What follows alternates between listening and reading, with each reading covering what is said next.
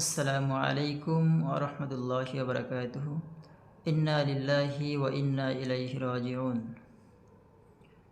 দুর্বৃত্তদের গুলিতে আহত শরীফ ওসমান হাদি ভাই সিঙ্গাপুর হসপিটালে চিকিৎসারত অবস্থায় ইন্তেকাল করেছেন। ইন্না লিল্লাহি ওয়া ইন্না ইলাইহি রাজিউন।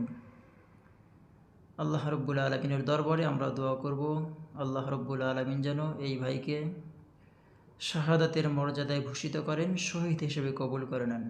সেই জন্য আল্লাহ রব্বুল আলমীর দরবারে আমরা সবাই দোয়া করব ইনশাআল্লাহ।